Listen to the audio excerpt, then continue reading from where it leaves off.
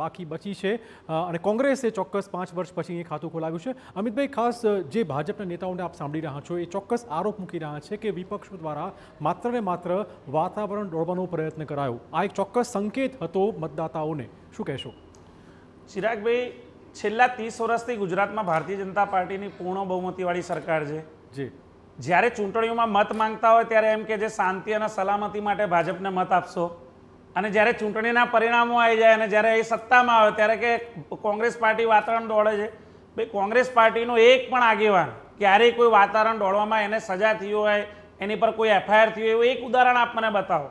પણ ભારતીય જનતા પાર્ટીના 2 ડઝન નેતાઓ બતાવીશ જેની પણ આજ પણ અમદાવાદમાં તોફાનોમાં પથ્થરમારો કરવાના, સ્ટેબિંગ કરવાના એફઆઈઆર રજીસ્ટર થઈ લઈને આજ બી કોર્ટમાં એમની તારીખો પડી રહી છે. આ તો દીવા જેવી વાત છે, લોકોના સામે ઉદાહરણ છે, લોકો સામે સાબિતી છે. નહીં, પણ અમિતભાઈ, દાઉદની વાત પણ થઈ, પાકિસ્તાનની પણ વાત થઈ હતી ભાજપ દ્વારા. તો ચોક્કસ, એટલે હું એ જ કહું છું કે સ્થાનિક સ્વરાજની ચૂંટણી હોય, હોશિયાર જે બી હોશિયાર મતદારો જે સમજી શકે કે સ્થાનિક સ્વરાજની ચૂંટણી, ભાષણમાં પણ કહેતો, હું પ્રચારમાં જતો કહેતો હતો કે સ્થાનિક સ્વરાજની ચૂંટણી છે એ રોડ, રસ્તા, ગટર, પાણી, જે તમારી પ્રાથમિક પાયાની સુવિધાઓની માંગણી હોય એના આધારે જે મુદ્દા આધારિત ચૂંટણી હોવી જોઈએ.